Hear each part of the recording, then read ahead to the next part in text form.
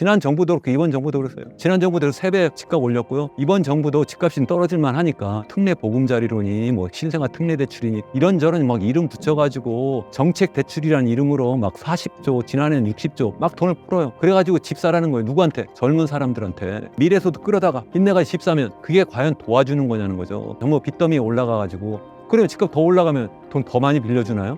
이게 말이나 되는 정책이냐는 거죠. 네, 안녕하세요. 신사임당 구독자 여러분.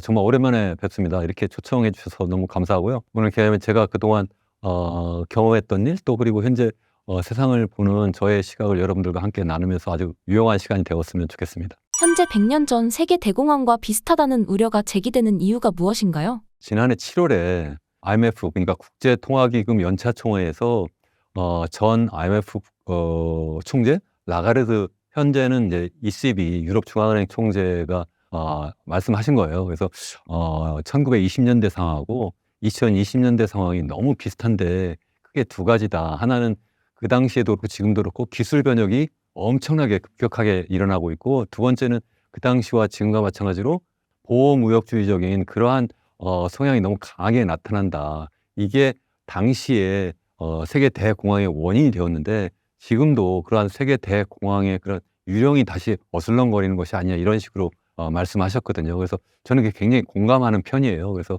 정말 기술이 막 AI부터 시작해서 뭐 엄청난 디지털 혁명이 일어나고 있는데, 그렇기 때문에 세상이 막 엄청나게 변화하고 있는데, 그렇기 때문에 물론 좋은 세상일 수도 있지만 이것 때문에 사람들이 너무 과잉 투자가 되고, 그러다 보면 지금 당장 수익은 안 나타나는데 이게 어떻게 되는 거지 해서 사람들이 우르르 패닉 상태가 되고, 그래서 주식을 팔기 시작하면 그게 1929년 10월 세계 대공황의 시작이었던 주가 폭락이거든요. 뭐 그런 상황이 될 수도 있고, 더군다나 이제 트럼프 2기 행정부가 들어서면서 이제 관세 전쟁을 본격적으로 막 터뜨리고 있잖아요. 그게 1930년에 그 미국에서 스무트 홀리 관세법이라는 게 있었거든요. 그게 이제 1929년에 사실 상하원 합동으로 다 사실은 그걸 통과시킨 다음에 실제 당시의 후보 대통령이 그것을 이제 정식으로 이제 서명한 것이 이제 1930년 3월이에요. 그러면서 이제 실질적으로 관세율이 당시 40%였는데 평균적으로 60%까지 이렇게 높아졌어요. 그러니까 이제 유럽 국가들이라든가 다른 나라들이 다 이제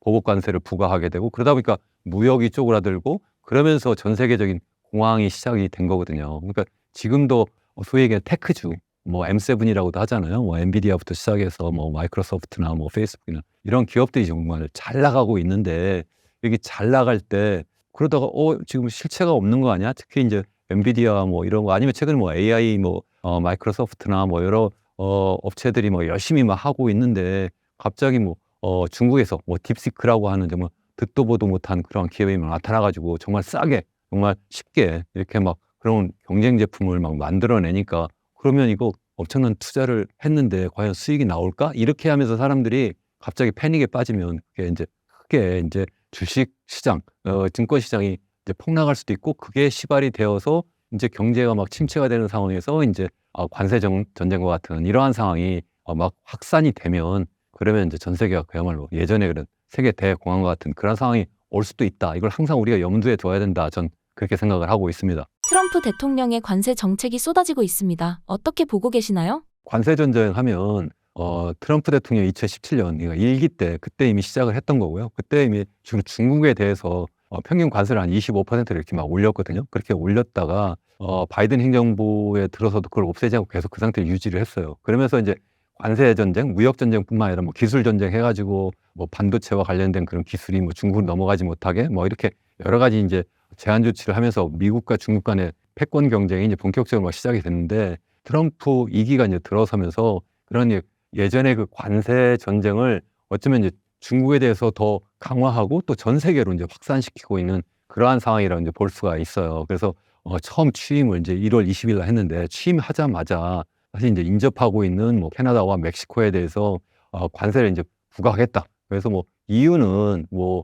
펜타닐이라고 하는 그러한 마약이 막 넘어오는 걸 왜 못 막냐. 또 뿐만 아니라 불법 이민자들이 막 넘어오는데 왜 못 막냐. 너희들이 국경을 완전히 봉쇄하지 않으면, 제대로 막아주지 않으면 25% 관세를 부과하겠다. 뭐 이렇게 하니까 사실 트리도 캐나다 총리부터 시작해서 아니면 이제 멕시코 대통령이 이제 찾아가고 전화하고 이러면서 한 달 유예했다가 다시 또 한 달이 지나니까 다시 또 한다고 했다가 다시 또 며칠 있다가 다시 또 한 달 또 유예하고 있는 현재 상태고요. 중국에 대해서도 이제 사실 관세를 또 다른 전반적인 상품이 아니라 특별히 이 펜타닐과 관련해서 관세를 이제 추가로 부과했는데 그게 이제 중국은 이대로 그냥 가만히 있지 않고 바로 보복 관세를 이제 부과하고 있고 또 그래서 지금 전반적인 상황이 지금 확산되고 있는 지금이에요. 그래서 지금 소위 뭐 철강과 알루미늄에 대해서 또 이제 관세를 이제 전 세계를 대상으로 또 하겠다고 하고 있고 그래서 지금 처음에는 단순하게 이제 마약과 그리고 이제 국경으로의 이제 불법 이민 문제를 빌미로 해서 이제 관세 부과를 시작을 했지만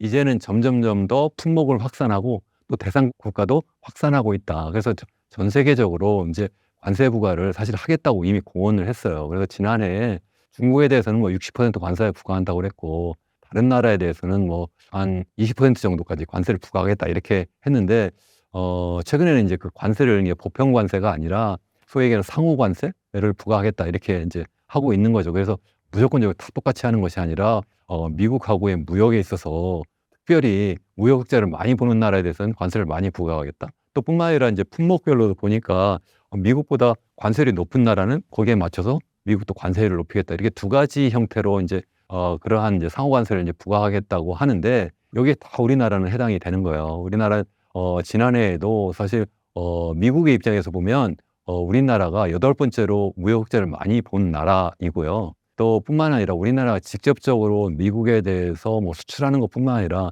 중국을 경유해서 아니면 멕시코를 경유해서 아니면 베트남을 경유해서 간접적으로 수출하는 게 굉장히 많거든요.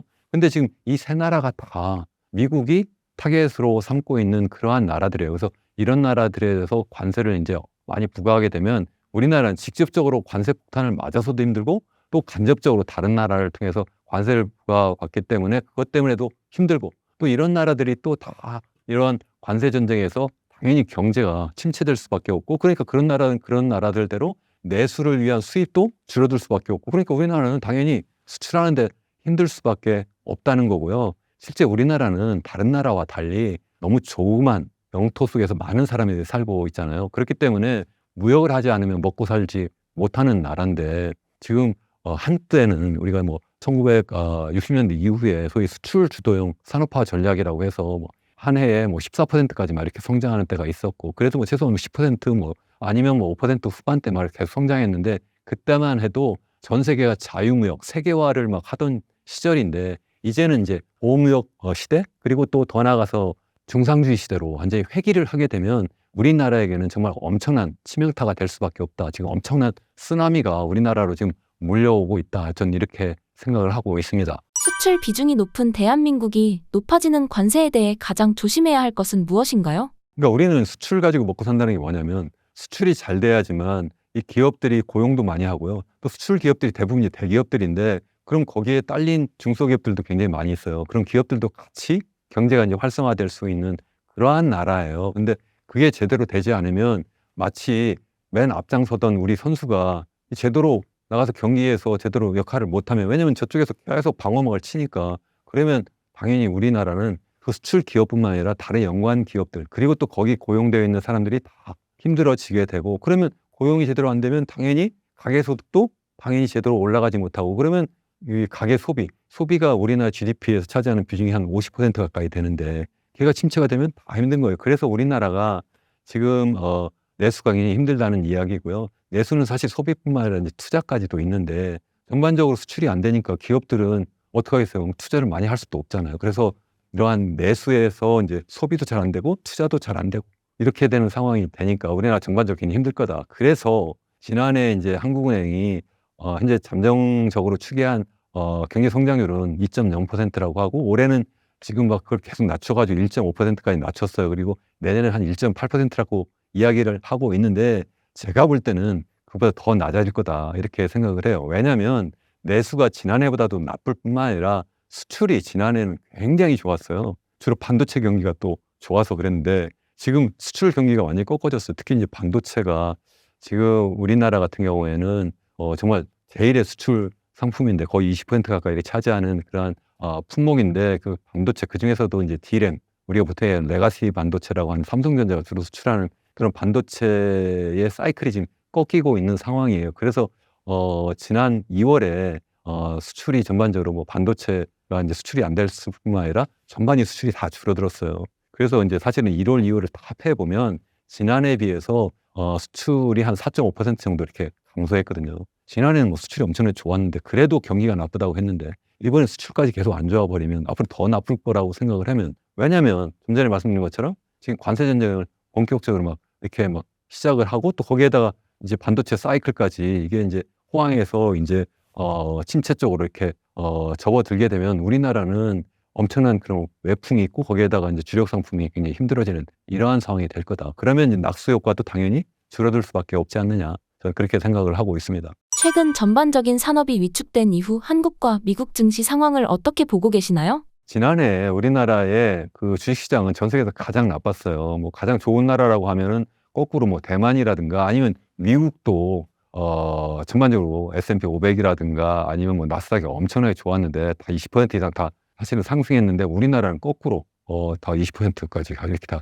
하락하는 그러한 상황이 돼버렸죠. 코스피도 그렇고 코스닥도 그렇고. 그래서 올해 지금 잠깐 괜찮은 것처럼 보여요. 그래서 일부에서는 지난해는 너무 우리는 나빴고 미국은 너무 좋았으니까 이번엔 미국이 떨어지고 우리나라는 이제 앞으로 올라갈 거야. 그래서 잠깐 뭐 그런 듯하게 보이지만 이거는 좀 저는 동의하기 좀 어려워요. 그렇게 뭐 비즈니스 사이클 차원에서 지난해 굉장히 나빴으니까 우린 좋아져야 된다. 사실은 어쩌면 이게 뭐 1층 밑에 뭐 지하도 있고 지하 1층 밑에 또 지하 2층도 있을 수 있는데 이제 뭐 지하 1층 왔으니까 이제 다시 또 1층, 2층 자꾸 올라갈 거야. 이렇게 막연한 그런 희망 고문을 하는 게 과연 맞을까? 제가 좀 전에 말씀드린 것처럼 수출도 굉장히 어렵고 내수도 어려운데 그런 전반적인 경기가 어려운 거고 그것은 기업들의 수익성이 나쁠 수밖에 없다는 거고요. 결국은 기업의 주가는, 그러니까 주식 가격은, 그러니까 평균적인 주가는 결국 이러한 기업들의 실적을 반영하는 건데 전반적인 수출도 안 좋고 내수도 안 좋은데 어떻게 이렇게 좋을 수 있겠냐는 거죠. 그래서 저는 그래서 우리나라 주식시장이 지금은 잠깐 뭐 반짝하는 것처럼 보일 수는 있는데 앞으로 계속 그럴 거라고 저는 생각하지 않습니다. 저는 미국 시장도 그래서 앞으로 계속 좋아질 거다 그렇게 보지는 않아요. 제가 앞서 말씀드린 것처럼 지금 관세 전쟁을 본격화하고 있고 또 더군다나 이제 기술 혁명이 지금 엄청나게 일어나면서 거기에 좀 과잉 투자된 그러한 측면이 있어요. 그래서 사람들이 지금 다들 도망갈 준비를 막 하고 있거든요. 그래서 현재 생각해 보면 이 엔비디아 같은 경우에도 지금 최고치 대비 지금 짧은 기간에 지난해 말 기준으로 봤을 때 보면 거의 20% 이상 빠졌거든요. 이게 빠졌는데 이거는 1990년 닷컴 버블 막 꺼질 때 그때도 시스코가 뭐 한때는 뭐 이게 짧은 한 1년 반 동안 거의 한 당시 기준으로 제가 기억에는 한 3배 정도 이렇게 올랐다가 거꾸로 한 1년 정도 거의 비슷한 기간 동안에 거의 70~80% 이렇게 확 빠졌어요. 이렇게 올라갔다 확 떨어졌다가. 이렇게 되는데 저는 이제 만약에 예전과 같은 상황이 이제 대공황 같은 그런 상황이 벌어지거나 아니면 뭐 닷컴 버블이 꺼지는 상황이 만약 벌어질 수 있다고 저는 이제 생각을 해야 되고 그렇기 때문에 항상 조심해야 되는데 거기에 이제 몇 개의 시그널이 있는데 그 중에 하나가 이러한 선도 기업들의 주가가 어떻게 움직이는지가 굉장히 중요하다고 생각을 하고요. 또 뿐만 아니라 이제 장단기 금리가 이제 역전이 되는 경우가 있어요. 보통 이제 연준이 기준금리를 막 올릴 때 그때는 이제 장기 금리 하면 이제 미국 국채 수익률이 이제 10년짜리 그리고 이제 2년짜리 이렇게 비교할 때 보통은 이제 장기로 갈수록 수익률이 좀 높은데 금리를 막 올릴 때는 역전되거든요. 역전되는데 반대로 이제 금리를 낮추기 시작하면 이게 해소가 돼요. 해소가 되는 그 시점이 꼭 보면 역사적으로 경기가 침체되는 순간이에요. 그래서 보통 그게 시차가 있어서 바로 그렇지는 않고 한 3개월, 6개월 좀 지나면 경기 침체를 가는데 지금 거의 지금 3개월 지나고 6개월 좀 안 된 것 같아요. 제가 볼 때는 역전이 해소된 것. 그래서 지금 그게 지금 어떻게 움직이는지 좀 굉장히 주의 깊게 저는 보고 있는 편이에요. 그래서 적어도 우리 투자자분들도 두 가지 지표 정도는 좀 유심히 보시는 게 좋을 것 같고 특히 이제 더군다나 이제 정치적으로 지금 트럼프 2기에서 지금 적극적으로 지금 뭐 관세 전쟁을 막 이렇게 벌리고 있는데 그러한 가운데에서 우리 투자금을 좀 그래도 보수적으로 운영하는 게 맞지 않을까 저는 그렇게 생각합니다. 그래서 뭐 실제 뭐 현금을 뭐 저는 일부 갖고 있는 것이 좋지 않을까 그렇게 생각을 합니다. 세계 경제가 점점 안 좋아질 때 한국은 어떻게 대비해야 하나요? 한국은 사실 그 수출을 하지 않으면 먹고 살지 못한다. 제가 이렇게 말씀을 드렸는데 수출 시장이 너무 어려운 거예요. 그렇지만 어쨌든 수출을 하지 않으면 먹고 살지 못해요.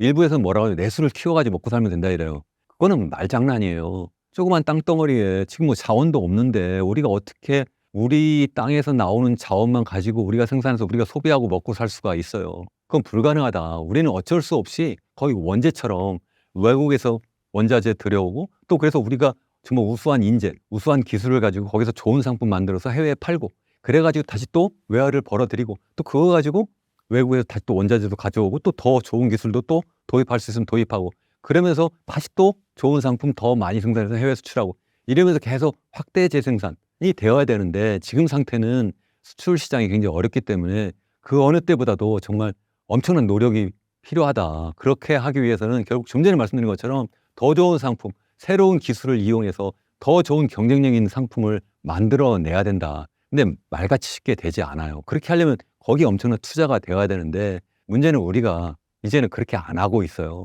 왜 안 하느냐? 일단 우리의 투자 재원이 한계가 있는데 그 투자 재원을 상당 부분을 어디다 쓰고 있느냐면 다 부동산에 쓰고 있는 거예요. 우리나라의 GDP에 투자가 차지하는 비중이 한 30%가 살짝 넘어요. 31% 정도 되는데 그중에 절반 정도 한 15%가 다 부동산 투자예요. 건설 투자. 이거는 OECD 국가 중에서 제가 알기로는 없어요. 우리나라 말고는. 너무 많이 거기에 들어가 있는 거예요. 거기에 들어가니까 이 일반적인 우리 투자, 우리가 생각하는 투자, 그러니까 건설 투자도 투자인데 그거 말고 소위 얘기하는 설비 투자, 그리고 R&D 투자. 그러니까 새로운 신장비를 들여오고 그리고 또 새로운 기술을 막 만들어내는 그러한 투자에 들어갈 자원이 부족한 거예요. 그러다 보니까 점점점 더 국제 경쟁력이 떨어질 수밖에 없다. 더 쉽게 설명을 드리면 부동산에 우리 가계 자산의 80%가 묶여 있어요. 자산이 다 글로 가 있으니까 주식시장에 자산이 갈 수가 없는 거예요. 주식 가격은 저평가될 수밖에 없는 거고 주식 가격이 저평가되니까 기업들이 새롭게 투자 재원을 끌어올 수가 없는 거예요. 그러니까 R&D가 안 되고 새로운 장비를 들여올 수가 없는 거예요. 그래서 제가 계속 제 유튜브 채널에서 계속 말씀드리고 제가 새로 출판한 그 절대 위기 주식회사 대한민국에서 제가 핵심적으로 이야기하는 게 그거예요. 정말 우리나라는 이 부동산 중심인 경제에서 빨리 벗어나지 않으면 정말 우리는 미래에 답이 없다. 이게 사실은 그렇게 투자 자원뿐만 아니라 이게 우리 젊은이들로 하여금 결혼하고 아이를 낳을 수 없는 상황을 만드는 거예요. 왜냐하면 자꾸 빚을 내서 집을 사도록 하고 그 집값이 자꾸 오르고 그 사람들이 더 빚을 내서 또 집을 사고 이렇게 전부 글로 몰빵을 하게 되니까 그렇게 되니까 어떻게 되겠어요? 젊은 사람들이 이제는 결혼하고 아이를 낳으려면 내 집이 필요한데 집값은 생각해 보세요. 지난 2017년 이후에 3배 이상 다 올랐잖아요. 서울 강남 기준으로 보면. 그렇게 막 올라 버리니까 젊은 사람들이 어떻게 결혼하고 아이를 낳겠어요.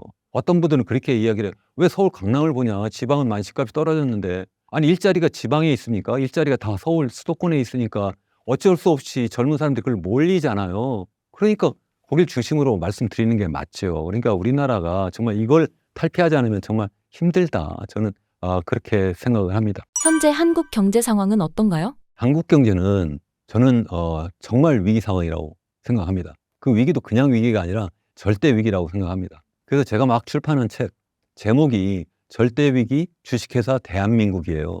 누구는 이거 무슨 뭐 공포 마케팅 하는 거 아니냐 이렇게 말씀하시는 분도 계세요. 위기라고 하면 예를 들어서 1997년 IMF 외환위기라든가 아니면은 뭐 1990년대 말 거쳐서 뭐 2000년 닷컴 버블 꺼질 때라든가 아니면은 뭐 2009년 세계 금융위기, 글로벌 금융위기 때 그때 이제 경제가 침체하던 상황이라든가 아니면 뭐 2020년 코로나 팬데믹 때 그때 이제 또 마이너스 성장할 때 이게 위기지 지금 뭐 왜 위기냐 아직 플러스 성장인데 이렇게 말씀하세요. 제가 볼 때는요 그런 위기는 어떤 위기냐면 내가 그냥 길을 가다가 저 위에서 2층에서 누가 물을 확 부었어요. 뜨거운 물을. 내가 그래서 전신 화상을 입었어요. 그래서 병원에 실려갔어요. 자 그런 경우에는 내가 적절한 치료만 받으면 내가 쉽게 일어나서 다시 정상인으로서 활동할 수 있어요. 그게 바로 1997년, 98년 외환위기 때 상황이에요. 그래서 바로 V자 반등을 했어요. 마이너스 4.8% 성장했다가 다음에 플러스 10.3% 성장했어요. 2008년, 2009년 글로벌 금융위기 때도요. 그때는 마이너스까지는 가지 않았지만 그래도 거의 마이너스 근처까지 갔다 금방 V자 반등했고요. 2020년 그 당시에도 마이너스 성장했어요. 그러다 플러스 성장으로 바꿨죠. 마이너스 0.7였다 플러스로 확 올라버렸는데 이제는 그런 게 아니라 점점 성장률이 떨어지고 있는 거예요. 우리나라가 한때 1970년대는 연간 성장률이 15% 가까이 될 때도 있었어요. 14.9% 1977년대. 그러다가 10% 밑으로 떨어졌고 그 다음에 5% 후반대로 됐고 이러다 5% 미만으로 떨어졌고 이제는 2%까지 왔는데 이제 한국은행이 올해부터는 잠재 성장률이 2%도 아니고 1.8%라고 이야기를 하고 있어요. 그럼 그게 끝인가요? 아니에요. 지금 한국은행 이야기는 2030년대 중반 이후에는 이게 1% 밑으로 떨어진다고 보고 있고, 그 다음에 2040년대 후반으로 가면 0% 밑으로 떨어진다고 생각해요. 이게 위기 아닌가요? 이거는 뜨거운 물은 뜨거운 물인데 이게 위에서 떨어지는 게 아니라 내가 들어가 있는 냄비 속에 그 물이 점점 뜨거워지고 있는 거예요. 내가 그래서 데펴지고 있는 거예요. 내가 아직은 죽지는 않았지만 이렇게 그냥 가만히 있으면 내가 데펴서 죽는 거예요. 이게 진짜 위기 아닌가요? 저는 이게 더 심한 위기다. 그래서 절대 위기다. 저는 그렇게 생각을 해요. 이거는 왜 이렇게 됐느냐. 그 이유를 설명을 드려야 되면 첫 번째는 우리나라 빨리 늙어가고 있어서 그래요. 이미 말씀드린 것처럼 우리나라는 정말 인구 고령화가 전 세계에서 가장 빠르게 진행되고 있어요. 물론 전체 인구 중에 노인 인구 비중, 보통 65세 이상 인구를 이야기하는데 현재는 한 20% 정도 돼요. 이 정도는 OECD 평균 그 정도 수준이에요. 아, 그러니까 괜찮네. 이렇게 말씀하시는 분도 계세요. 아니에요. 왜 아니냐. 우리나라의 합계 출산율이 2023년도에 0.72명이었어요. 그러다 지난해에 반등했다는 거예요. 그래서 0.75명이래요. 그래서 좋다 막 이렇게 얘기해요. 그래봤자 OECD 평균이 1.5명이에요. 그게 딱 절반밖에 되지 않아요. 전 세계에서 인구 고령화가 가장 많이 진행됐다고 하는 나라, 전체 고령 인구 비중이 한 30% 되는 나라, 그게 일본이거든요. 거기도 합계 출산율이 1.2명이에요. 우리보다 높아도 엄청나게 높아요. 그런데도 불구하고 뭐 이 정도면 뭐 괜찮아 뭐 이래요. 그게 위기라는 거예요. 저는 첫 번째. 그러면서 어떤 분은 뭐라는 줄 아세요? 선진국은 누구나 다 보면 이게 소득수준이 높아지면 다 성장률이 떨어진대요. 정말 그런 얘기 들어볼 때마다 저는 정말 가슴이 너무 아프고 한편으로 정말 분노가 막 끌어올라요. 정말 그런가요? 일본은 그래요. 그래서 일본이 잃어버린 30년 한 거예요. 그걸 우리가 따라가야 됩니까? 아니면 유럽이 그래요. 유럽이 점점 성장률이 떨어지고 있어요. 그럼 유럽을 따라갈까요? 왜 미국은 안 보냐고 제가 여쭤보고 싶어요. 아니면 왜 싱가포르는 안 보냐고 여쭤보고 싶어요. 미국을 한번 생각해 보자 말이에요. 미국은 우리나라보다 GDP 규모가 15배 커요. 전 세계 GDP에서 차지하는 비중이 미국은 한 25%고 우리는 1.7%밖에 안 돼요. 그러니까 한 15배 더 큰 거예요. 소득 수준도 1인당 국민소득 수준도 우리나라보다도 2.5배로 높아요. 그런데 거긴 성장률이 얼마인 줄 아세요? 지난 70년대 중반 이후에 계속 평균적으로 2.5%예요. 우리나라는 계속 떨어지고 있고 지금 2% 밑으로 떨어지고 있어요. 이제 미국보다 더 낮아요. 앞으로 더 낮을 거고요. 이제 일본 따라갈 거예요. 과연 우리가 일본을 따라가고 유럽을 따라가는 게 맞습니까? 아니면 미국이나 싱가포르를 따라가야 됩니까? 한번 생각을 해보자 말이에요. 정말 이건 정말 절대 위기다. 이러한 상황인데도 불구하고 사람들이 깨닫지 못하는 게 더 어쩌면 큰 위기다 하는 거고, 사실은 그래도 인구가 이렇게 고령화가 돼도 그래도 만약에 우리가 막 미래 먹거리 투자 열심히 해가지고 그래서 새로운 기술 막 만들고 새로운 상품 막 만들고 우리 전 세계에서 뭐 잘 나가면 그래도 어느 정도 우리가 인구 고령화를 보완할 수가 있어요. 근데 우리가 그렇게 하기 위해서는 투자를 그쪽으로 해야 될 거 아닙니까? 근데 우리 투자가 다 어디로 가느냐? 다 부동산 투자로 간단 말이에요. 전체 GDP 중에 투자가 30% 이상이라서 굉장히 많다고 하는데 사실 그 중에 절반이 다 건설 투자예요. 자, 집 짓고 아니면 저기 뭐 고추 말리는 공항 지으면 그게 우리나라 미래 먹거리입니까? 아니잖아요. 그게 아니라 정말 최첨단 설비를 들여오고 그리고 새로운 기술 자꾸 만들어내야지만 되는 거 아니냐는 거죠. 그걸 안 한다는 거예요, 우리가. 가뜩이나 빨리 늙어가고 있는데 미래 먹거리 안 만들고 전부 부동산에 다 매달리고 있으니까 정부 그렇고 정치권 그렇고 언론도 그렇고 가게까지 거기 끌려가가지고 다 그러고 있어요. 어떻게 해요? 지난 정부도 그렇고 이번 정부도 그랬어요. 지난 정부도 3배 집값 올렸고요. 이번 정부도 집값이 떨어질만 하니까 2022년 중후반 이후로 그러니까 뭐 무슨 뭐 특례 보금자리론이 뭐 신생아 특례 대출이니 이런저런 막 이름 붙여가지고 정책 대출이라는 이름으로 막 40조 지난해는 60조 이거 올해도 60조 풀겠다고 그래. 막 돈을 풀어요. 그래가지고 집 사라는 거예요. 누구한테? 젊은 사람들한테. 그 젊은 사람들한테 미래소득 끌어다가 빚내가 집 사면 그게 과연 도와주는 거냐는 거죠. 그럼 전부 투자 재원이 다 글로 가버리고 젊은 사람들 전부 빚더미에 올라가가지고 어떻게 결혼하고 아이를 낳냐는 거예요. 그게 어떻게 도와주는 거예요. 그렇게 집값 오르면 그 사람들 도와주는 거라고요? 그러면 집값 더 올라가면 앞으로 또 그럼 더 젊은 사람들, 더 어린 사람들 이제 막 나이가 더 이제 성년이 되어가지고 결혼하고 아이를 낳으려면 집값 더 많이 올랐는데 그러면 어떡하죠? 그럼 그때 또 그럼 돈 더 많이 빌려주나요? 이게 말이나 되는 정책이냐는 거죠. 그러니까 지금 우리가 빨리 늙어가고 있고 그런 상태에서 정말 미래 먹거리를 열심히 만들어도 부족할 판에 지금 엉뚱한 데 돈이 가고 있다 하는 게 큰 문제고, 더군다나 그래도 또 우리 인적 자원이라도 좀 우리가 점점점 더 정말 고숙련 최고의 창의적인 인재를 막 만들어내면 그러면 막 새로운 기업들 만들고 새로운 기술 만들고 이럴 거 아닙니까? 근데 우리 한번 생각해 보세요. 초등학교부터 아이들한테 열심히 공부한다고 하죠. 뭐 여기저기 막 학원 막 뺑뺑이 막 돌리죠. 자, 그러면 왜 그렇게 하나요? 과학자 되기 위해서 그러나요? 나중에 엔비디아 만들려고요? 테슬라 만들려고요? 아니죠. 의사 되겠다고, 판검사 되겠다고, 아니면 어디 소수대 몇 개 대학 그 졸업장 따려고 그냥 막 그렇게 뺑뺑이 돌리는 거 아니에요? 그래서 하는 공부는 또 뭐예요? 전부 다 그냥 단순 암기, 반복. 그렇게 해가지고 그냥 수능 시험 봐가지고 그 시험 가지고 수능 시험 뭐 1.2점 차이 가지고 대학 가는 거예요. 그게 무슨 창의력하고 무슨 상관이 있습니까? 그것도 부족해가지고 혹시 내가 원하는 대학 못 가고 혹시 내가 원하지 못하는 의대 못 가면 그러면 또 재수하고 삼수하고 이러면서 또 인적 자원을 계속 낭비하고 있어요. 세상에 이런 나라가 있습니까? 없어요. 미국이 그렇습니까? 제가 미국 이야기를 했는데 정말 이거는 우리 내부적으로 정말 우리가 너무나 심각한 병에 지금 걸려 있다. 그걸 제가 뭐라고 하냐면 빨리 늙어가는 조로증. 거기에다 그런 상황에서 계속 부동산 몰빵하는 그러한 정책. 그래서 뭐 당뇨병에 거기다 고혈압에 콜레스테롤까지 막 엄청나게 높아지는 이러한 합병증까지 걸려있는 이런 상태다. 거기에다가 옛날에 그렇게 잘 나가는 걸 갖다가 그냥 잊어버렸어요. 이게 지금이 정상인 줄 알아요. 그걸 뭐라고 그래요? 그냥 치매까지 걸린 거예요. 그게 전부입니까? 거기에다 외부에서 이제 엄청난 쓰나미가 막 몰려오고 있는데 이거 어떡할 거냐 말이에요. 근데 지금 전국은 또 완전히 혼란스럽고 서로 싸워서 죽이려고 하고 있고 정말 우리는 어떻게 해야 되느냐는 거죠. 저는 그래서 정말 제가 제 채널 홍보하고 제가 제 책 홍보하려는 것이 아니라 정말 너무 속상해서 제 채널 하는 거예요. 이현웅 교수 경제포럼도 그렇고 제가 절대위기 주식회사 대한민국 책을 출판하는 것도 정말 이거 알려야 되겠다. 정말 사람들이 위기라고 생각 안 하는데 정말 위기입니다. 그런 말씀 드리려고 하는 거고 오늘 여기에 나와서도 여러분들께 제가 정말 피를 토하는 심정으로 말씀드리는 거예요. 정말 여러분들 우리 같이 이거 정말 이런 문제점을 같이 우리가 인식하고 빨리 여기에서 이 뜨거운 물 속에서 이 냄비 속에서 빨리 뛰쳐나와야 된다. 저는 그런 생각을 하고 있습니다. 최근 한국은행이 올해 성장률을 1.5%로 하향 조정한 배경이 무엇인가요? 지난해 11월 말에 이제 올해 성장률 전망치를 1.9%라고 했어요. 그리고 이제 내년은 이제 1.8%다 이렇게 전망을 했는데 그러다가 이제 소위 얘기하는 트럼프 대통령의 이제 본격적인 관세 전쟁이 이제 벌어질 것 같고 또 내부적으로도 이 내수가 계속 더 힘들어하고 그러니까 이건 아니겠네 해서 연초에 이미 이렇게 가다 보면 한 1.67% 정도 할 거다. 공식적으로 전망한 건 아니고요.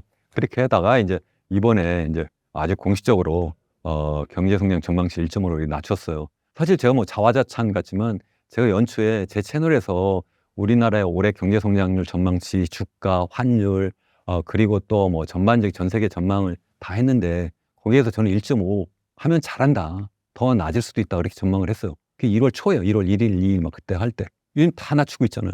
근데 1.5도 잘하면 할 수 있는 거고 그보다 더 낮아질 수도 있다. 그 이유는 전 세계 경제가 지금 심각한 그러한 전쟁 상황 비슷하게 가고 있고 그렇기 때문에 1930년대 세계 대공황과 같은 그러한 상황 근처까지도 갈 수도 있다는 거죠. 그러면 술로 먹고 살아야 되는 우리나라는 정말 힘든 상황이 될 수밖에 없고 그게 맞물려서 수출이 안 되면 낙수 효과도 없는 거잖아요. 물론 뭐 지난해 수출 잘 돼도 낙수 효과도 별로 없었어요. 근데 올해는 더 힘든 상황이 될 거다. 더군다나 지금 완전히 정치적으로 혼란스러운데 이런 상황에서 누가 방향키를 제대로 잡을 수도 없는데 제가 볼 때 1.5 하면 기적이에요.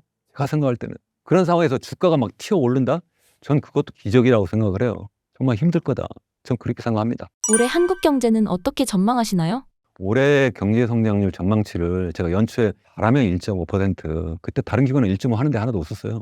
정부는 뭐 1.8, 뭐 그리고 한국은행도 뭐 1.9 막 이렇게 할 텐데 그러다 최근에 KDI도 좀 낮춰가지고 1.6까지 낮추는 상태인데 제가 볼 때는 이 대내적인 그러한 상황이 일단 내수가 소비가 완전히 위축되어 있고요. 또 그리고 이제 투자가 그 속에 보면 이제 건설 투자가 있고 그리고 이제 기업들이 일반적 미래 먹거리 투자하는 설비 투자 플러스 R&D 투자가 있는데 건설 투자는 전반적으로 다 죽어 있어요. 뭐 최근에 뭐 서울 일부 지역에서 뭐 집값이 오르느니 뭐 이렇게 하지만 전국적으로 보면 집값이 지금 전반적으로 좀 하향 안정화되고 있는 상태고 미분양 주택도 많이 있고 그러니까 추가적으로 새로운 아파트라든가 집을 건설할 만한 그러한 이유가 없잖아요. 그러다 보면 당연히 건설 투자가 이제 마이너스 쪽으로 이제 가게 되는 거고요. 거기에다가 이제 그러면 기업들이 그래도 뭐 설비 투자, R&D 투자 열심히 하면 되지. 계속해서 말씀드리지만 투자 재원이 전부 다 이 건설 투자로 다 몰려 있는 상태고 또 빚을 많이 지고 있는 상태라서 그런 여력이 별로 없을 뿐만 아니라 기업하는 입장에서 생각하면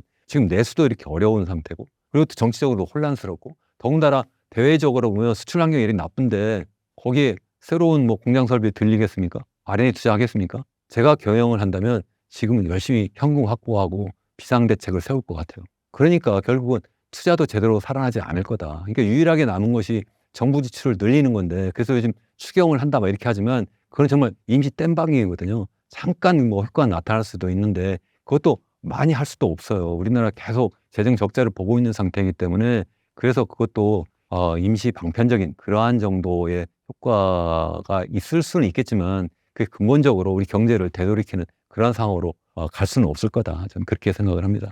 현재 가계부채 문제가 심각한데 어떻게 보고 계시나요? 우리나라 부동산 올인 정책, 뭐 건설 투자만을 부양해서 경기를 부양하는 그러한 방식의 경제 운영 방식하고 연결이 되어 있어요.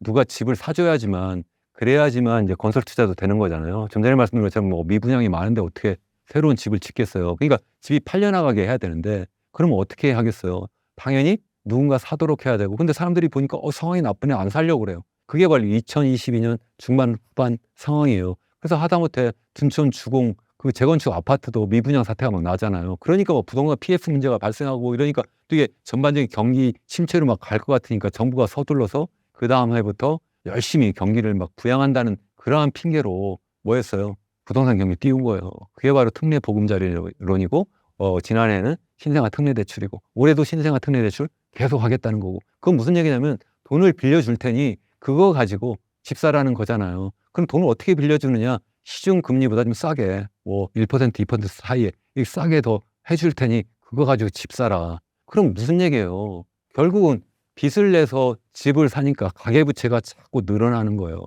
사실 지난해 우리나라의 전체 가계대출 중에 제가 알기로는 한 80% 정도가 다 정책대출이에요. 올해도 지금 마찬가지예요. 올해도 지금 정책대출을 한 60조 정도 한다고 하고 있고 전체적으로는 지금 적어도 이 GDP 대비 가계부채 비율을 지금 90% 초반인데 그거보다 더 올라가지는 않게 하겠다. 뭐 이런 이유로 해서 지금 이거 묶어 보려니까 이제 정부에서 추산하기는 올해 이제 그 정부가 볼 때는 물가 상승률은 한 2% 거기에다가 실질 경제 성장률은 뭐 한 1.7% 두 개 합하면 2.7% 그 명목 GDP 성장이 한 2.7%니까 그 정도 뭐 올리겠다. 그 정도까지만 가계 대출이 증가하는 걸 용인하겠다. 그렇게 하면 그게 한 78조 정도 되거든요. 78조, 한 80조 정도 될 거예요. 그러면 결국 무슨 얘기냐면 60조는 정부가 정책 대출로 빌려주고 나머지만 일반 시중 가계대출인 거예요. 그러니까 정부가 다 빚내서 집을 사도록 만들어 주는 거예요. 이게 그렇게 해버리니까 너무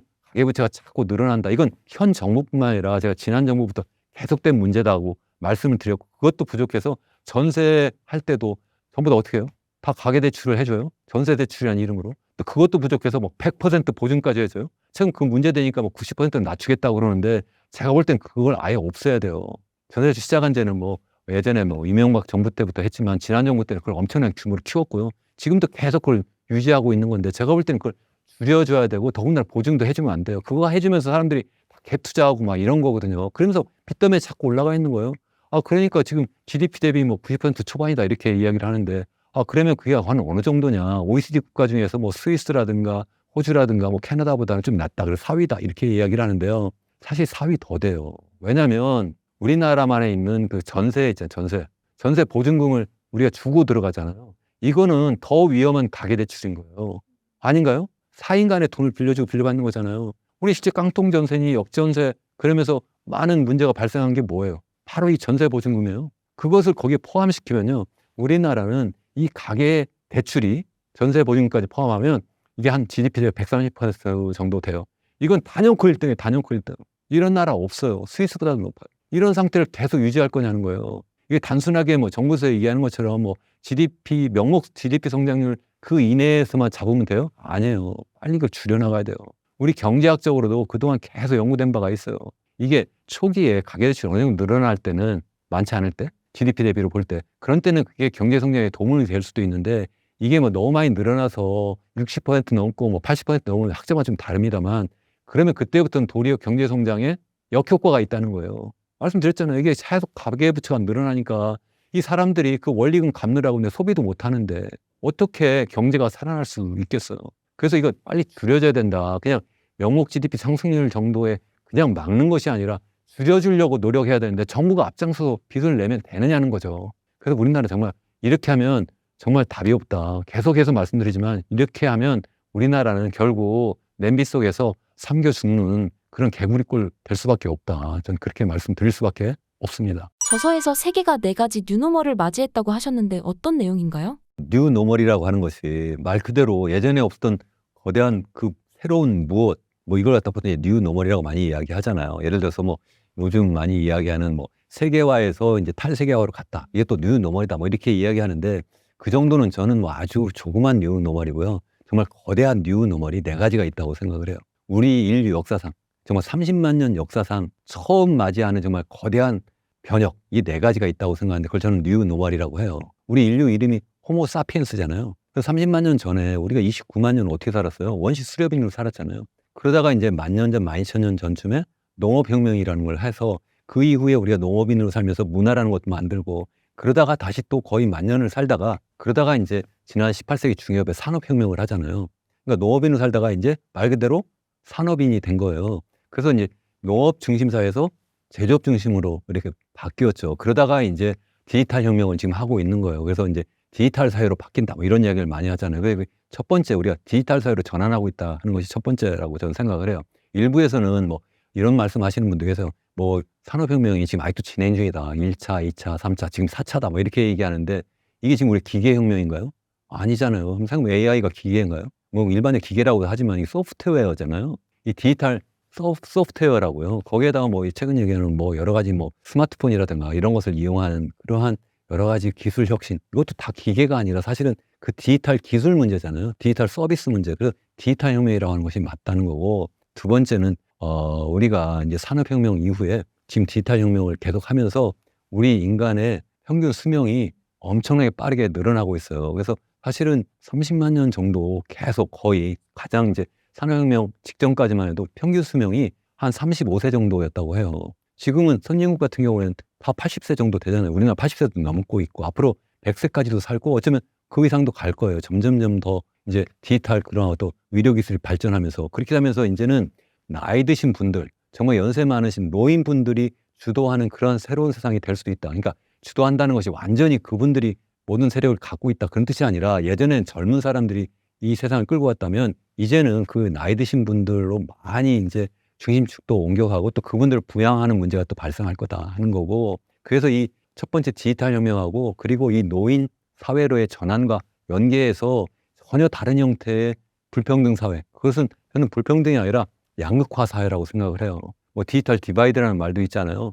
그렇게 전혀 디지털 혁명을 정말 선도하는 그룹하고 그렇지 않은 그룹 간의 그러한 양극화, 또 노인과 젊은이 간의 양극화, 뭐 이런 양극화가 굉장히 심화될 거다 하는 문제가 있고, 이제 마지막 4번째는 우리가 많이 알고 있는 기후위기. 정말 심각하다고 저는 생각을 해요. 이 4가지가 사실은 그냥 남의 얘기가 아니라 정말 우리에게 정말 와 있는 거고, 디지털 혁명을 우리가 정말 앞서서 하느냐 안 하느냐에 따라서 제가 아까 양극화라고 말씀드렸는데 그게 바로 국가적인 차원에서도 정말 진정한 디지털 선진국이 되느냐 아니느냐, 이렇게 완전 우리 미래를 바꿀 거고, 개인적으로도 그게 우리가 정말 디지털 휴먼이 되느냐 아니면 아날로그 휴먼으로 계속 남아가지고 그냥 어쩌면 나중에 이제 정말 기본소득까지 막 주는 그러한 상황이 돼가지고 나는 그냥 거기에서 그냥 정부에서 주는 그러한 기본소득 가지고 겨우 사는 그런 어쩌면 동물농장에 돼지처럼 살 수도 있는 거예요. 그래서 그러한 사상, 새로운 세상이 막 전개되고 있다는 걸 우리가 정말 알아야 된다. 저는 그러한 차원에서 이런 4가지 뉴노멀을 특별히 강조해서 말씀을 드리고 있습니다. 뉴노멀 시대의 정부는 어떻게 대응해야 하나요? 우리나라는 제가 볼 땐 디지털 혁명을 한때는 좀 앞서가는 듯 했어요. 사실 뭐 결정적인 계기는 1990년에 일본에서 이제 거대한 거품이 생겼다가 주식시장하고 이제 부동산 거품이 확 꺼지면서 일본의 경쟁력이 확 없어졌어요. 사실은 그 전에 1986년에 미국하고 일본이 반도체 관련 협정을 맺어요. 그래서 일본이 막 그 반도체 뭐 이런 기술 굴기를 막 하니까 미국이 너희들 뭐 반도체 이렇게 해서 막 미국에 막 수출 많이 하지 말아라. 또 미국 제품을 또 20%까지는 사라. 뭐 이런 여러 가지 하면서 어려워졌고, 또 그 전에 85년에 플라자 협정을 하면서 일본의 엔화 가치가 거의 2배로 이렇게 오르거든요. 그러니까 또 일본 기업들이 자체 생산해가지고 이게 국제적인 경쟁력이 없으니까 다 동남아로 빠져나가고 뭐 이렇게 돼버렸어요. 그래서 일본이 한때 잘 나가던 그 반도체를 이어받은 게 삼성 반도체거든요. 그 삼성전자죠. 이제 삼성전자가 이렇게 반도체 불기를 했는데 그게 이제 최근에 와가지고 일반적인 D램 그런 레가시 반도체보다는 그야말로 AI 반도체 정말 이제 새로운 그러한 반도체로 나아가야 되는데 거기에 우리가 좀 뒤처진 거 아니냐 하는 게 이제 첫 번째 문제가 있는 거고 거기에다가 이제 AI가 너무 중요하잖아요. 사실 AI가 이제 반도체를 이용하니까 또 같이 맞물려도 있지만 또 그 AI는 AI 자체로 이제 알고리즘을 우리가 잘 개발해야 되는데 그걸 우리가 이제 못하고 있는 거죠. 그걸 이제 가장 앞서서 잘하는 것이 미국이었고 최근에는 이제 딥시크가 이제 갑자기 확 부상하는 것처럼 미국이 갑자기 그런 AI 분야에서도 완전히 탑으로 지금 올라가 버린 거예요. 근데 우리나라는 어떤 기업이 있죠? 그런 기업이 없는 거예요. 그러니까 우리나라는 이 디지털 혁명을 한때는 그래도 선도하는 줄 알았는데 요즘에 와서 보면 그렇지 못하다. 그러한 걱정을 정말 할 수밖에 없는 거고요. 거기에다가 이제 우리나라가 인구 고령화가 정말 빠르게 진행되고 있다. 이렇게 말씀을 드렸잖아요. 그래서 우리는 정말 그러한 인구 고령화가 너무 빨리 진행되니까 그걸 속도를 늦추는 것이 첫 번째 중요하고 두 번째는 인구 고령화가 진행될 때 어떻게 적응을 잘하느냐가 이제 두 번째인데 그러니까 첫 번째는 인구 고령화 속도를 늦추고 두 번째는 거기에 잘 적응해야 되는데 속도를 늦추기 위해서는 합계 출산을 높여야 되는데 합계 출산율이 OECD 평균의 절반밖에 되지 않는다. 제가 이런 말씀을 이미 드렸는데 지금 0.75명 정도다. 이 정도는 낮아도 너무 낮아요. 보통 2.1명 정도 돼야 된다고 하는데 그러니까 현재 인구를 계속 유지하기 위해서는 한 2.1명인데 그거에 한 3분의 1 수준밖에 되지 않고 OECD 평균의 2분의 1밖에 되지 않으니까 이걸 빨리 높여야 된다 하는 문제고요. 그에 대한 원인은 뭐 여러 가지인데 나중에 또 말씀을 드리기로 하고 그에 대한 준비를 제대로 못하고 있고 또 뿐만 아니라 우리가 연금 개혁부터 시작해가지고 이제 고령화가 될 때 이제 거기에 잘 적응을 해야 되는데 그런 준비를 지금 못하고 있잖아요. 도리어 사회적 갈등만 막 일어나고 있잖아요. 그러니까 그런 것도 큰 문제다. 이 사회 양극화가 또 이게 굉장히 심각하게 지금 전개되고 있잖아요. 이게 디지털 혁명하고 그 노인 사회로 전환하고 다 연계가 되어 있다 이렇게 말씀드렸는데 그래서 지금 보면 이 디지털 혁명 때문에 한번 생각해 보세요. 사람들이 정말 더 정치적으로 더 양극화가 되어버렸어요. 한쪽에서는 정말 왜 그러느냐 이게 자기가 듣고 싶은 것만 계속 듣게 되는 거예요. 내가 그렇게 하고 싶지 않아도 그냥 유튜브라든가 다른 여러 가지 SNS 알고리즘이 계속 내가 한번 보면 계속 그것만 띄워주니까 근데 거기에 계속 빠지게 되는 거죠. 그래서 정말 이게 엄청나게 양극화될 수밖에 없고 더군다나 실질적으로 다른 분야에서 아까 디지털 디바이드라든가 아니면 노인과 젊은이 간의 그런 디바이드가 막 일어나면서 실제 거기에 빠져들 수밖에 없는 그런 또 사회적 환경도 있는 거예요. 그런데 거기에 이제 정치인들이 거기에 다 올라타는 거죠. 그래서 실제 양쪽으로 더더욱 나눠가지고 이 세상을 더 힘들게 만드는 게 아닌가. 정치인들이 이걸 잘 결합시켜야 되는데 그걸 잘 못하는 것이 전 정말 안타깝다. 더군다나 이제 마지막 기후위기인데 기후위기도 우리나라가 잘 못하고 있는 건 다 잘 아시잖아요. 이게 뭐 유럽 정도 굉장히 따라갈 수는 없다 하더라도 그래도 어느 정도 그래도 우리가 적극적으로 기후위기 대응을 해야 되는데 그걸 잘 못한다. 에너지 전환 문제도 있고. 근데 저는 100% 우리가 재생에너지로는 갈 수 없다고 생각을 해요. 우리나라 땅덩어리가 너무 좁기 때문에 여기서 100% 태양광이라든가 100% 무슨 뭐 풍력이라든가 뭐 이런 것만 이용할 수는 없고 결국 안전한 에너지를 이용한 그런 원자력 발전도 좀 필요하다고 생각을 하는데 짧은 시간에 이렇게 말씀드리면 잘못하면 오해하실 수는 있는데 어쨌든 에너지 문제가 너무 중요하고 또 이 기후위기와 관련해서 또 중요한 게 바로 식량 문제예요. 결국 기후위기라는 것은 기후온난화라고도 얘기했잖아만 기후온난화가 아니라 정확히 보면 기후가 급변하는 거예요. 급변하면서 농사를 제대로 못 짓는 거예요. 마치 10,000년 전에 농업혁명이 일어날 수 있었던 것은 인간이 갑자기 똑똑해져서가 아니라 그 당시에 기후가 온난화돼서 그렇거든요. 기후가 좀 따뜻해진 거예요. 그러면서 자연스럽게 사람들이 농사를 지을 수 있는 환경이 되어서 했는데 이번에는 기후온난화는 온난화인데 그냥 온난화가 아니라 완전히 광폭으로 막 이동하는 들쭉날쭉하는 그래서 가뭄이 왔다가 홍수가 왔다가 엄청나게 뜨거웠다가 엄청나게 추웠다 막 이런 상황이 되니까 제대로 농사를 질 수 없는 상황이 되고 그래서 식량 위기 문제가 정말 심각하다. 그래서 이 기후위기는 다른 말로 얘기하면 에너지 위기고 그리고 식량 위기다. 저는 그렇게 생각을 해요. 이 두 가지가 다 우리나라는 자유롭지 못하잖아요. 우리가 뭐 에너지가 풍부한 나라입니까? 아니면은 식량이 풍부한 나라입니까? 다 수입을 해야 돼요. 그래서 우리나라는 정말 심각한데 이거에 대한 대비를 정말 잘하고 있느냐? 당연히 못하고 있는 거죠. 그러니까 저는 정말 걱정이다. 개인들은 어쩔 수 없이 뭐 국가가 잘해주면 좋은데 우리가 국가에 100%뭐 이렇게 의존할 수는 없잖아요. 그러니까 뭐 개인이 깨어나야 된다. 우선 당장 내가 적어도 여기에서 폭망하지 않기 위해서 정말 깨어 있어야 된다. 지금 뭐 집값을 막 정부가 띄워 올린다니까 뭐 거기 들어가지고 뭐 거기에 막 완전히 나도 그래 돈 빌려가지고 집 사야 되지 이렇게 하면 저는 안 된다고 생각을 해요. 저 같으면 그렇게 내 재산을 막 100% 그것도 부족해서 막 전체 뭐 10억짜리 집을 사는데 한 5억 이상 그걸 갖다 빌려서 집을 산다. 이거는 엄청난 도박이잖아요. 저라면 그렇게 안 할 것 같아요. 여러분의 자산을 이런 때 더더욱 잘 지켜야 되는데 우리 경제학에서 그리고 또 일반적인 경영학에서도 이야기하는 게 포트폴리오를 다변화해라 뭐 이런 이야기 많이 하잖아요. 투자자라면 그 얘기는 무슨 얘기냐면 나의 그 투자 자산을 부동산에 몰빵하면 되느냐는 거죠. 근데 우리나라의 가계 자산의 80% 이상이 다 뭐냐면 부동산이에요. 이게 정말 황당하잖아요. 나머지 20%는 그럼 어디예요? 예금과 주식인 거예요. 그러니까 우리나라 주가가 저평가됐다고 이야기를 하는데 그게 저평가가 아니고 너무 당연한 거예요. 그게 돈이 다 글로 가 있으니까 그게 잘못됐다는 거고 그래서 정부가 그래서 집값을 계속 올리는 게 아니라 좀 낮춰줘야 된다. 그래야 사람들이 더 이상 여기에다가 돈을 넣고 그래서 집값 오르기만 바라지 않도록 만들어줘야 된다. 꿈을 깨줘야 된다. 저는 그렇게 이제 생각을 하는 거고요.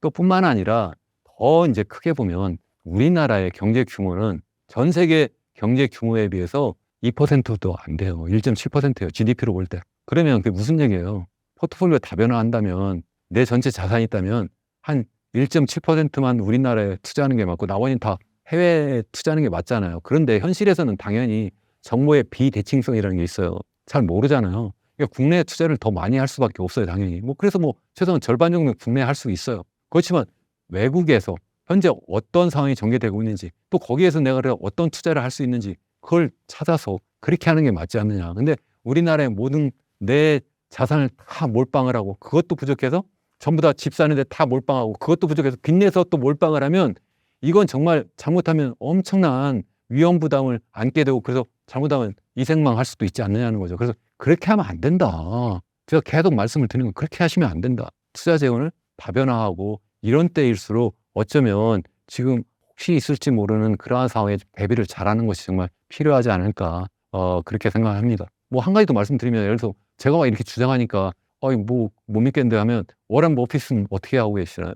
이분은 지금 사상 최대의 현금을 모아놓고 있다고 하잖아요. 그분은 왜 모아놓을까요? 그분 투자 철학이 뭐예요? 첫 번째, 절대로 돈을 잃지 않는다. 두 번째, 첫 번째 원칙을 절대로 잊지 않는다. 그분이 왜 현금을 그렇게 쌓아 놓을까요?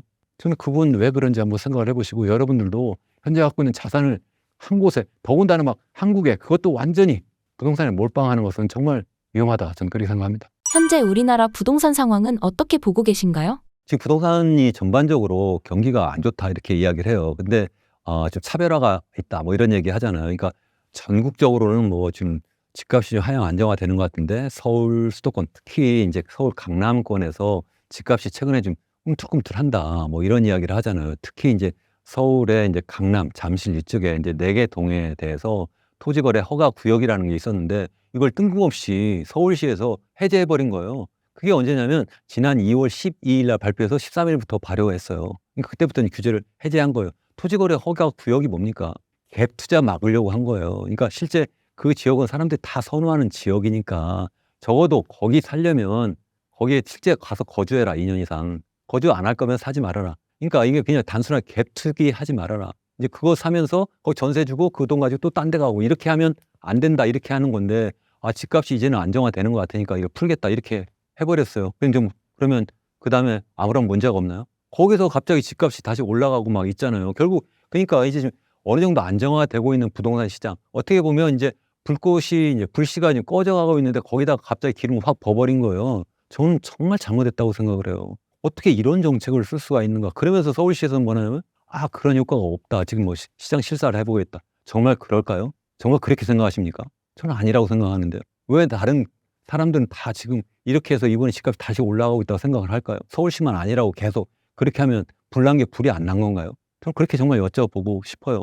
정말 그래서 이거는 정말 나쁘다. 왜냐하면 이미 우리나라 서울의 집값은 다른 지역에 비해서 올라도 너무 많이 올라서 우리나라 내에서도 이게 그러한 양극화가 너무 심화된 것도 큰 문제고 또 뿐만 아니라 서울의 집값은 전 세계에서 놓고 볼 때도 소득 대비로 보면 26배나 되는데 이거는 뉴욕, 전 세계에서 가장 정말 잘 사는 나라, 제일 잘 사는 도시라고 하는 뉴욕의 집값, 그 소위 얘기하는 PIR, 그러니까 소득 대비 집값의 그 비율 13배보다 2배 높은 거예요. 그게 무슨 얘기냐? 그냥 평균적인 가구가 방 3개짜리 평균적인 아파트를 구매하는데 우리나라는 먹지도 않고 입지도 않고 쓰지도 않고 26년 모아야 살까 말까 한데 미국은 13년밖에 안 걸린다는 거예요. 어떤 게 정상입니까? 이게 한번 제가 여쭤보고 싶어요. 제가 이상한 사람입니까? 정말 여쭤보고 싶어요. 현재 우리나라 정부의 부동산 정책에 대해서는 어떻게 평가하시나요? 낙제점이라고 생각하죠. 낙제점 정도가 아니라 정말 이렇게 하면 안 되는데 정말 어쩌면 부정행위를 한다 이렇게 생각을 해요. 그러니까 적어도 정부가 역대 정권 다 그렇습니다. 여기에 들어가가지고 시장을 교란만 안 해도 전 괜찮다고 생각을 해요. 그냥 내버려만 돼도 우리나라의 여러 가지 경제 여건이 집값이 안정화될 수밖에 없다라고 생각을 해요. 왜 그런가 한번 생각해 보세요. 왜 집값이 올라가고 내려갈까요? 수요와 공급 때문에 그렇잖아요. 그럼 수요를 한번 생각해 보시자고. 수요라는 게 뭐예요? 결국 그 집에 누군가 들어가 살아야 되잖아요. 그 들어가 살 사람들의 숫자가 늘어나면 일단 집값이 올라갈 수 있죠. 수요가 늘어나는 거죠. 그래서 1960년대 이후에 우리나라의 인구가 2배 이상 커졌잖아요. 그 당시에 2,500만 정도 됐다가 지금 한 5,100만 됐으니까. 더군다나 그 당시에 시골에 막 흩어져 살다가 서울 수도권 그리고 이제 대도시로 다 이렇게 몰려오면서 서울 수도권 중심으로 집값이 막 올라갈 수밖에 없었던 이유가 하나 있었고요. 두 번째는 또 경제 성장이 엄청나게 가속화되니까 소득이 막 증가하니까 당연히 누구나 좋은 집, 큰 집으로 가려고 하니까 또 집값이 올라갈 수밖에 없었어요. 그런데 이 두 가지가 지금 다 어떻습니까? 전체적으로 인구가 지난해 12만 감소했고요. 그중에서 특히 젊은 인구, 정말 집을 필요로 하는 인구는 무려 30만 명 감소했어요.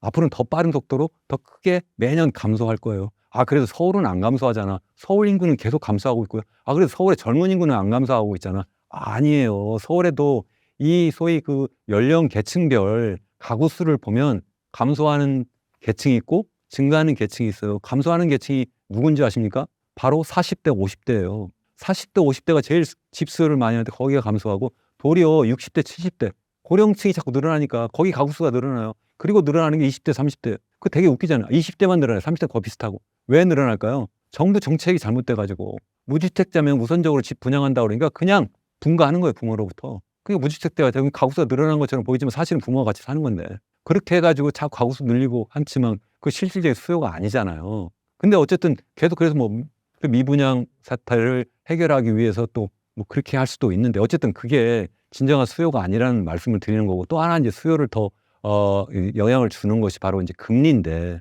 그 금리가 예전처럼 이렇게 낮게 유지가 될 수가 없어요. 이제 3.5까지 올랐다가 지금 2.75까지 떨어지긴 했는데 예전처럼 뭐 1%대로 갈 수가 없다. 이거는 뭐 금리도 높아지지 못한다. 이제 이렇게 말씀드리는 거고 그럼 유일하게 남은 게 뭐냐면 그 수요를 건드리는 정부의 정책 그게 남아 있어요. 그 정부가 계속 수요를 건드려요. 지난 정부도 그렇고 이번 정부도 그렇고 그래서 제가 말씀드렸잖아요. 이번 정부 우선 당장 현재 정권이 지금 하고 있는 거 특례 보금자리론이라든가 뭐 신생아 특례 대출이라든가부터 시작해서 하다못해 뭐 이 가계대출 더 많이 할 수 있도록 30년 만기로 50년 만기까지 뭐 확대하겠다 뭐 별 정책을 다 써요. 이런 정책 쓰면서 집값이 올라간다. 단기적으로 수요가 늘어나니까. 그렇지만 장기적으로는 이 정부가 시장의 힘을 이길 수 없다 하는 거고요. 그래도 이야기하시는 분들이 있어요. 아, 그래도 새 아파트 공급이 안 되고 있다. 지금 보니까 뭐 분양 주택이 그리고 또 실제 입주하는 그 주택 수가 뭐 올해는 괜찮은데 내년엔 좀 줄어들고 내후년에 더 줄어들 거야. 뭐 이렇게 이야기를 해요. 자, 그 얘기하면 제가 참 기가 막히다고 생각하는 게 그게 왜 줄어드나요? 지금 부동산 경기가 나쁘니까 당연히 지금 미분양 주택이 많으니까 건설사들이 새롭게 집을 짓지 않는 거예요. 그래서 나타난 거예요. 다른 게 아니라. 물론 그래서 나중에 영향을 주겠죠. 만약에 경기가 정말 좋아진다면. 정말 좋아지느냐. 정부가 계속 불쏘시개를 계속 갖다 집어넣지 않으면 올라갈 수 없다고 생각하는 게 서울에 현재 매물로 나와 있는 기존 주택이 지금 9만 가구예요. 9만 가구. 저는 그게 진짜 중요한 공급이라고 생각해요. 그러니까 제가 수요 말씀드렸지만 공급은 새 집 공급도 있고 그냥 기존에 살던 집이 시장에 나오는 매물이라고 하는 공급이 있어요. 이게 9만 채예요. 이게 아실이라고 하는 그러한 업체에서 지금 2022년 2월부터 그걸 발표하고 있는데 그때보다 지금 2배 이상 매물수가 많아요. 왜 내놓을까요? 왜 공급이 늘어나죠? 사람들이 시장이 앞으로 좋지 않을 거라고 보는 거예요. 그러니까 내버려만 두면 그러면 공급은 지금 자꾸 늘어나고 있고 그죠? 그러니까 기존 주택 수를 볼게 그러니까 새로운 아파트 분양보다 더 중요한 기존 주택 그 수도 더 많아요. 그게 지금 어떻게 되고 있냐를 봐야 된다는 거죠. 그리고 지금 수요에 영향을 주는 지금 인구수라든가 아니면 경제 성장률이라든가 그게 계속 0%로 이제 계속 떨어지고 있다고 했는데 거기다 금리라든가 이게 어떻게 변화할지 한번 보시라는 거죠. 그래도 집값이 올라갈 수 있는 유일한 이유는 정부가 계속 그걸 부양하는 것인데 이게 단기적으로는 그럴듯해 보이지만 장기적으로는 결국 이게 시장의 힘을 못 이길 거다. 잘못하면 그게 바로 일본의 그 1990년 부동산 버블이 꺼진 거고요. 그게 바로 2008년 미국의 서프라임 모기 사태. 그때도 부동산 버블이 꺼진 거예요. 일본이나 미국은 꺼졌는데 왜 우리나라는 안 꺼지죠? 중국도 2021년 꺼졌는데 왜 우리나라는 안 꺼진다고 생각하죠? 왜 그런 상황에 왜 우리가 정부만 믿고 내 자산을 몰빵을 거기다 해야 되느냐는 거죠. 정말 위험한 후기다. 저는 그렇게 생각을 하는 겁니다. 영끌족과 같이 빚을 내서 집을 사는 현실이 불러올 후폭풍은 무엇인가요? 저라면 지금 당장 집을 사려고 하지 않을 것 같아요. 내가 근데 돈이 많아요. 뭐 부모님께 물려받은 재산이 지금 엄청나게 많고 아니면 내가 정말 능력이 정말 엄청나게 좋아서 지금 갖고 있는 자산이 10억, 20억 돼요. 그러면 당연히 내가 내 돈 가지고 사는데 무슨 문제가 있겠어요. 그게 아니라 내가 갖고 있는 자산은 지금 한 5억인데 10억짜리 집을 사고 싶다. 그래서 한 5억은 내가 빚을 내서 사야 되겠다. 보니까 정부가 정책 대출로 해가지고 시장금리 더 싸게 이렇게 돈을 빌려준다더라. 전 그래도 안 살 것 같아요. 그렇게 해가지고 만약에 집값이 떨어지면 누가 책임지죠? 정부가 책임지나요? 무조건 오를까요? 저는 오르지 않을 것 같다는 생각이 드는 거예요. 집값이 계속 올랐나요? 우리나라 역사상으로? 아니면 전 세계적으로 집값이 계속 올랐나요? 아니잖아요. 더군다나 지금 계속 집값이 지금 2017년 이후에 지금 3배 이렇게 올랐는데 최근에 좀 약간 이제 주춤한다고 하지만 강남, 서울 지역은 계속 아직도 최고치 근접해 와 있는데 지금 이 상태에서 지금 더 올라갈 거다 이렇게 굳이 생각할 필요가 있느냐. 저라면 포트폴리오 다변화 차원에서 일부는 내가 좀 투자할 수 있지만 다른 데에도 투자 재원을 이렇게 나눠 놓는 것이 중요하지 않을까. 그게 이제 미국의 주식이 될 수도 있고 아니면 금이 될 수도 있고 아니면 약간 소위 그 암호화폐 자산도 일부 할 수도 있고 다양하게 포트폴리오를 다변화하고 또 뿐만 현금도 일부 갖고 있을 수도 있고 그게 어쩌면 장기적으로 더 안전하게 내 자산을 지키고 또 수익률도 더 높을 수 있다. 저는 그렇게 생각을 합니다. 우리나라 가계자산의 80%가 부동산에 몰려 있는데 이것이 노후의 문제가 될 수도 있을까요? 그러니까요. 이게 계속 거기에 묶여 있는데 그게 앞으로 계속 이렇게 집값이 올라가면 그러면 괜찮은데 집값이 만약 안 올라가면 그러면 앞으로 어떻게 먹고 사는 거죠. 여기 다시 할게요. 그러니까 제 생각에는 우리나라의 정말 가계자산 중에 한 80% 이상이 전부 부동산에 묶여 있는데 이게 앞으로 정말 이제 계속 인구 고령화 되면서 내가 이제 은퇴하고 이제 그것 가지고 먹고 살아야 된다고 생각하면 정말 그게 가능하다면 결국 집값이 계속 올라줘야 되는 거예요. 집값이 계속 오를 수 있겠느냐. 이제 그게 그렇지 않을 거다. 만약 집값이 떨어지면 나는 정말 큰일 나는 상황이 돼버리기 때문에 정말 우리나라는 정말 노인 빈곤율이 전 세계 또 제일 높아요. 또 그래서 또 노인 자살률도 또 제일 높고 그러한데 이게 만약 그것도 집값이 계속 올라가고 그래서 그냥 앞으로 내 집 하나 가지고 내가 먹고 살 수 있을 거야 이렇게 생각하시는 분도 계시고 또 실제 그런 분들도 있을 수 있어요. 정말 집이 정말 아주 좋은데 엄청나게 고가 주택이라면 그럴 수도 있지만 그렇지 않은 분들은 그거 하나 믿고 내가 노후 대비를 내가 잘했다 이렇게 생각하기가 좀 어렵지 않을까 저는 그렇게 생각을 하고요. 그게 이제 이미 노인 되신 분들도 계시고 이제 젊은 분들도 계신데 저는 앞으로 내가 오직 부동산 하나 가지고 내가 노후 대비를 해야 되겠다 이렇게 생각하시면 안 될 것 같다. 그리고 이제 이미 노인 되신 분들은 어떻게 하냐. 저라면 좀 조그만 집으로 내가 정말 서울에 강남에 집이 있다면 조그만 집으로 옮겨갈 것 같아요. 그것을 시장에 내놓고 내가 100%다 팔면 혹시 내가 후회할 수도 있으니까 그래서 저라면 교회를 좀 나갈 것 같아요. 우리나라는 어떻게 된 줄 알아요? 나이 드신 분들은 서울 중심에 다 좋은 집 갖고 있어요. 그래 놓고 매일 어떻게 해요? 교회로 나가요. 젊은 사람들은 어떻게 해요? 다 교회에 집 있어요. 일자리는 다 서울에 있으니까 다 서울로 들어와요. 정말 이거 비극 아니에요? 코미디예요. 정말 슬픈 코미디. 정말 일해야 될 사람은 서울에 집이 없어서 밖에서 살면서 안으로 들어와야 되고 정말 이제 은퇴하신 분들은 서울에 있는 고가주택에 있으면서 거기에 들어가서 그 다음에 할 일이 없으니까 밖으로 또 나가고 이건 잘못됐다는 거죠. 이제 나이 드신 분들이 지금 밖으로 나가고 그리고 젊은 사람들이 안으로 들어오게 하는 그러한 환경을 또 정부가 만들어줘야 되고 그게 아니라 하더라도 스스로 나이 드신 분들이 그렇게 하시는 게 본인을 위해서도 좋지 않을까 저는 그렇게 생각을 하고 있습니다. 저 자신도 또 사실 그렇게 하고 있고요. 그래서 그렇게 하는 게 전 좋지 않을까. 물론 사람마다 다 처한 입장이 조금씩 다르기 때문에 제가 100% 맞다. 이렇게 말씀드리기는 좀 어렵습니다만 참고하시면 좋겠다. 이렇게 생각합니다. 우리나라 부동산 문제를 개선하기 위해 어떤 정책이 필요한가요? 저는 그동안 이제 우리나라가 부동산 정책을 계속 해온다고 해왔어요. 지난번 문재인 정부 때도 27번 부동산 정책을 내섰다. 이렇게 하는데 그런데 집값이 3번 오르는 거예요. 3배로. 지금도 계속 부동산 정책을 계속 내놓고 있어요. 몇 번인지 이거 셀 수도 없어요. 이것도 계속 내고 있어요. 근데 집값은 서울은 뭐 오른단 말이에요. 뭐 잘못하고 있잖아요. 왜 그러냐 하면 정말 중요한 거를 안 건드리는 거예요. 그게 뭐냐면 우리나라는 부동산 세제가 잘못돼요. 세제하면 그 부동산 관련 세금이 두 가지의 종류가, 하나는 보유하는 데 들어가는 세금, 보유세. 또 하나는 거래하는 데 들어간 거래세. 거래세는 이제 처음 취득할 때 하나가 있고요. 그다음에 팔 때 양도소득세가 있어요. 근데 우리나라는 OECD 국가들하고 비교해 보면요, 이 보유세는 낮아요, 너무. 그럼 반대로 미국 같은 경우에는 우리나라보다도 보유세가 한 4배 정도 많아요. 내가 직접 제 책에서 직접 계산했어요. 제가 정확하게 지금 기억을 못 하는데, 반대로 거래세는 우리나라가 2배 이상 높아요. 그럼 어떡하나요, 사람들이? 내가 보유하는데 별 부담이 없는 거예요. 반대로 내가 팔으려고 하니까 세금을 너무 많이 내야 되는 거예요. 그러면 어떻게 해요?